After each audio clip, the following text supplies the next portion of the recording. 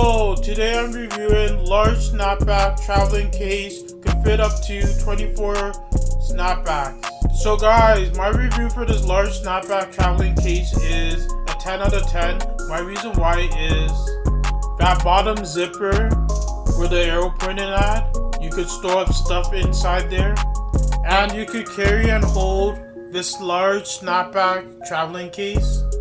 And my other reason inside the large snapback traveling case is storage, where the arrow pointing at the zipper.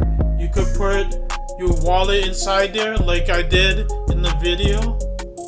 And also any small items you could fit inside that storage. And my other reason is this large snapback traveling case could fit up to 24 snapbacks and it fits pretty good.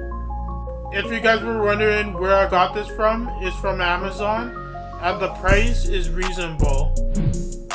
If this video helped you guys out, and if you guys like this video, please like and subscribe.